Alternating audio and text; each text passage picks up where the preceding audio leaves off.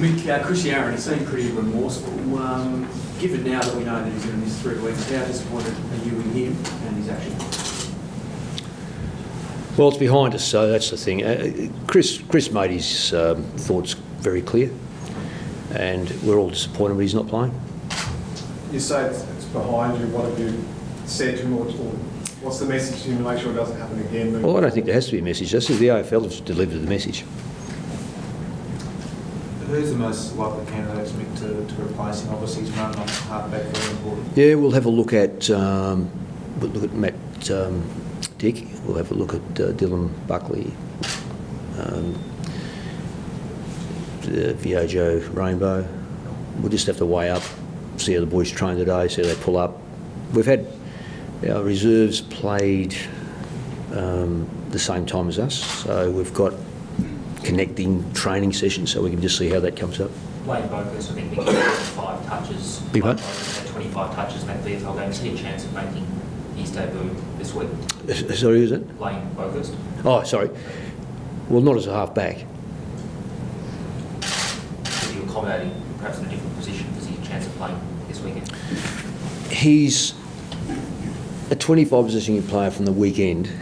He still needs weight and he needs consistency. Michael Jamieson, there was some concerns perhaps over his shoulder. This weekend, is he fit? We expect him to be right. We may have to cover for him, put it that way. So it's a difficult one because we've got it's a road trip, no further than Perth. So it's not as if it's we're not going to LA, but there are all sorts of logistical problems with international travel, i.e.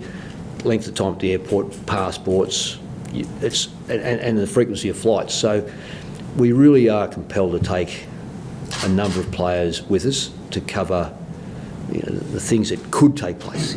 Someone might pull up sore from it, may have the WOG or whatever the case may be. So it is a different and a difficult logistic problem to overcome, to make sure we've got the best 22 run down the race, given that we can't err on hopeful of getting games into some blokes. We might have to say, look, there's a couple of blokes or 3 blokes mightn't even play, and that's to cover blokes like Jamieson, who is a little bit sore and should train, but we're hopeful.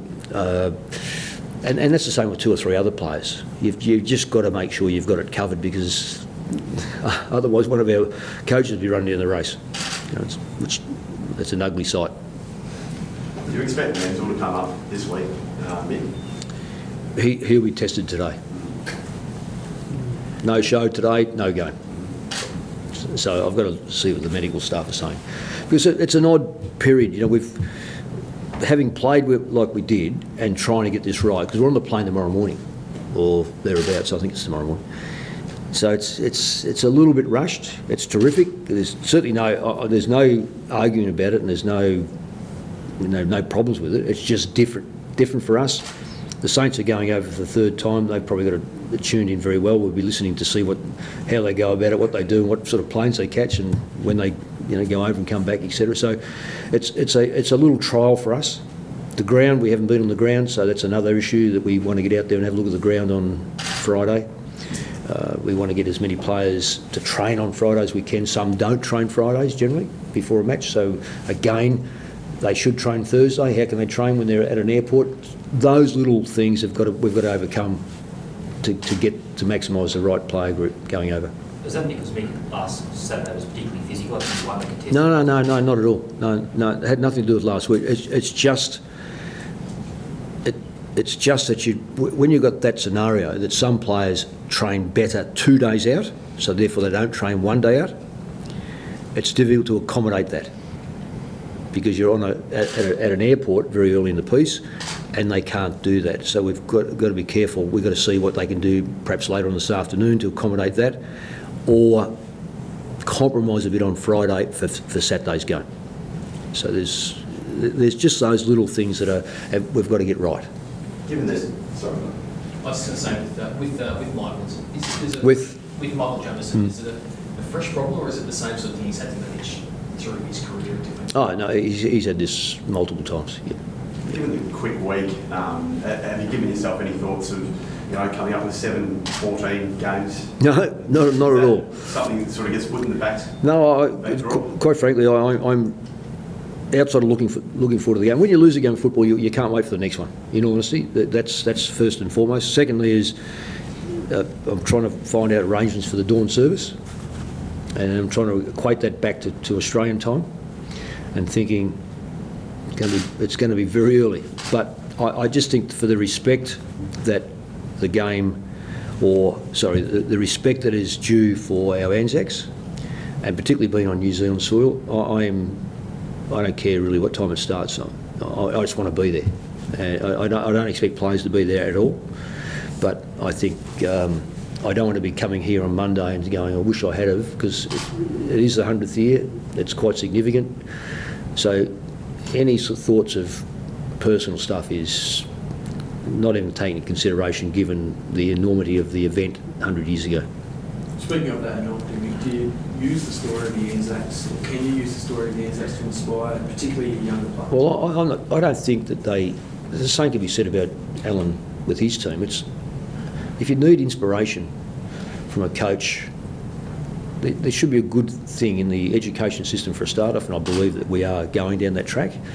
That gives us a far greater detail of our history. And there is an awareness. Clearly there's an awareness, which we are very familiar with. It will be mentioned. Of course it will be mentioned. It'd be very neglectful of me not to.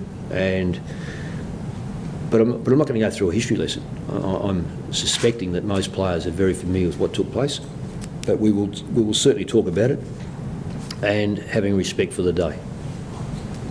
Mark Evans said that we should be respecting you more and the milestone. You've just said ANZAC Day is obviously taking a much bigger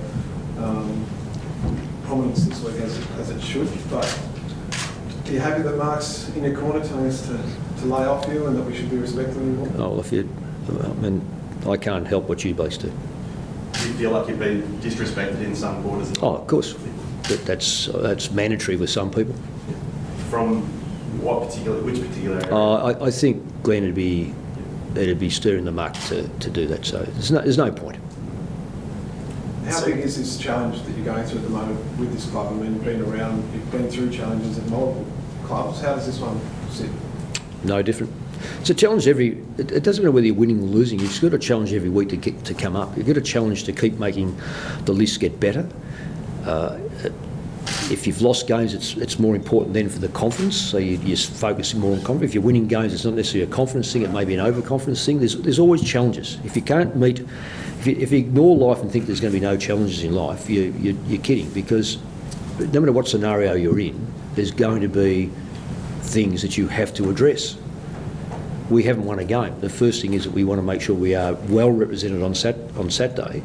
If it wins the game for us, fantastic. If it doesn't, it's got to be the effort, at least, has got to be the right effort. The challenge of, we hear about lists and so forth like this. That's not my immediate concern today, tomorrow or Saturday, because my energies, along with all my coaches, have got to be directed towards getting the best out of our player group, both here against Port Melbourne, our reserves, and our senior side playing against the Saints. So it's, you're right, this is nothing new. What about the Saints? They've had, I guess in some ways, a similar start to the year. They've had the one. No, they've been, I wish ours was reasonably similar.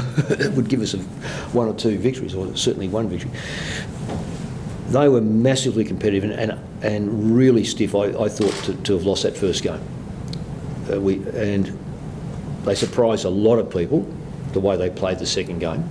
Not because of the way they played, perhaps the fact that they played a side chock full of class, and they just showed enormous trust and a willingness to help each other, and they come away with a terrific result. Last week, they were extremely good, and then they fell away. But I think that's a mark of of football today that you introduce a lot of young players. Can they sustain it? No.